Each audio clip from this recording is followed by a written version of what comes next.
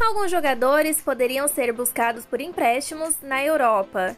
Sabemos que Pedro e Gabriel Barbosa, a celebrada dupla de ataque do Flamengo, chegou ao clube inicialmente por empréstimo, depois de não darem muito certo na Itália. Foi lá também que o Palmeiras encontrou Gustavo Gomes e o trouxe para cá se utilizando desse mesmo mecanismo. Tem também o exemplo de Caleri, que não deu muito certo lá fora, mas no São Paulo ele se encaixa certinho. Bom, boa parte dos reforços de peso contratados pelos maiores times brasileiros nos últimos anos seguem esse roteiro. São jogadores que deixaram a desejar no velho continente e que retornam ao país com contratos curtos para recuperar a confiança e mostrar que ainda sabem jogar bola. Por isso, o blog do Rafael Reis citou alguns atletas da nação pentacampeão mundial que estão mandando mal no cenário europeu e que podem ser repatriados por empréstimo na janela de transferência de janeiro. Entre os nomes sugeridos está o de Arthur Cabral, atacante de 24 anos, da Fiorentina da Itália. Sinônimo de bola na rede na época em que defendia o clube da Suíça e até mesmo convocado uma vez para a seleção brasileira, o centroavante viu seus gols minguarem depois que se transferiu para a Itália no começo do ano. Em 28 partidas disputadas pela Fiorentina, Arthur Cabral só marcou 3 vezes. Além disso, não conseguiu convencer o técnico italiano de que merece uma vaga como titular e tem iniciado a maioria das partidas no banco de reservas. Para um jogador que chegou a sonhar com a Copa do Mundo do Catar 2022, essa é uma situação que incomoda bastante, ainda mais porque o camisa 9 tem bastante mercado aqui no Brasil. Inclusive foi sondado por Corinthians em janeiro.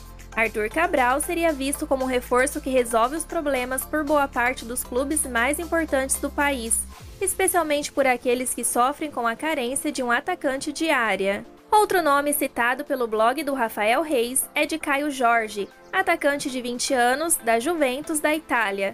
Nada tem dado muito certo na carreira do jovem atacante desde que ele decidiu romper com o Santos para jogar na Juventus, 1 ano e 2 meses atrás. Caio Jorge disputou só 11 partidas pela equipe principal da gigante italiana, não marcou nenhum gol e sofreu uma grave lesão, que o obrigou a passar por uma cirurgia no joelho direito. Sem jogar há 8 meses, o brasileiro está na reta final de recuperação e deve voltar a ficar à disposição depois da Copa do Mundo. A questão é que Caio Jorge sabe que não passará de um mero reserva em Turim. Por outro lado, seu nome tem sido comentado em clubes importantes do Brasil, que poderiam ajudá-lo a decolar. Por isso, o empréstimo é uma opção a ser considerada.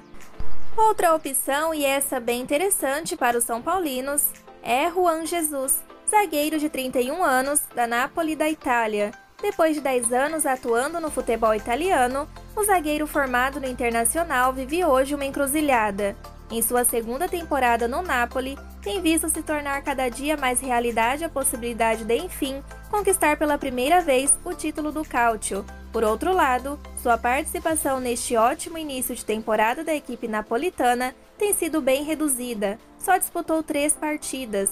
Na cabeça do técnico Luciano, o brasileiro é reserva, e essa situação parece bem consolidada. Cabe a Juan Jesus decidir se fica satisfeito com o banco de um time que tem se mostrado vencedor ou se tenta uma transferência para outro clube onde possa ser titular.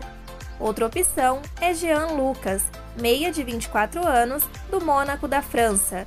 Quando foi vendido pelo Flamengo, após um rápido empréstimo ao Santos para o Lyon, o meio-campista tinha toda a pinta de que daria certo na Europa. Mas Jean Lucas não se consolidou na equipe do diretor Juninho Pernambucano. No Mônaco, ele pouco tem aproveitado as oportunidades que recebe. Começou a temporada como titular, mas agora já nem sai mais do banco de reservas. Alguns clubes brasileiros já notaram essa situação e começaram a estudar a possibilidade de contratá-lo.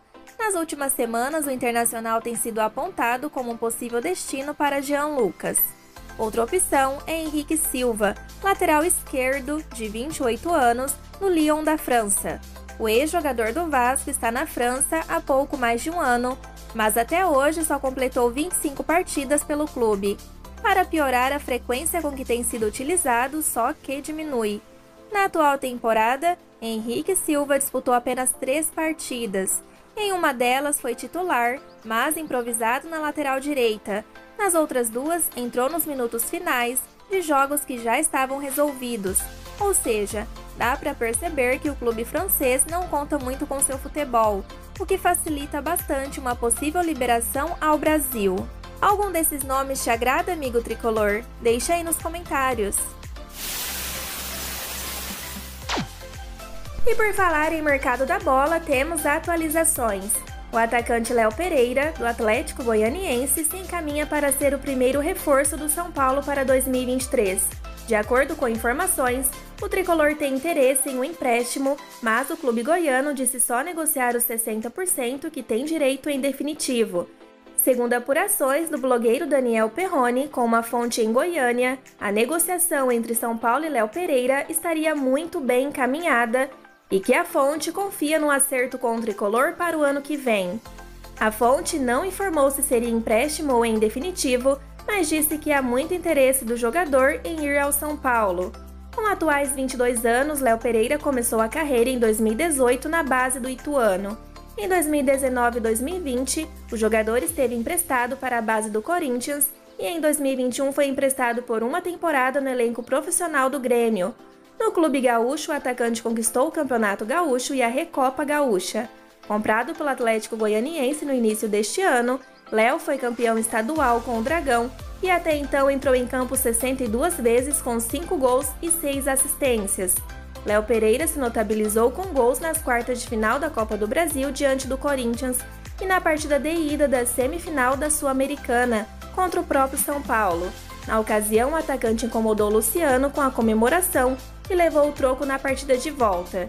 Léo Pereira tem 60% dos direitos pertencentes ao Atlético Goianiense, 20% pertence ao Corinthians e 10% pertence ao Ituano, e os 10% restantes seriam do próprio jogador. Não saiam do vídeo sem antes ver esses dois recadinhos rápidos que eu tenho para vocês. Primeiro, a decisão do Paulista Sub-15 já tem data e horário definidos. O São Paulo enfrenta o Palmeiras na final. O jogo de ida é sábado, dia 29, às 10 horas, e o jogo de volta no sábado, dia 5, às 9 horas, ambos com transmissão da Eleven. O segundo é o confronto das quartas de final da Liga Sul-Americana, que foi definido.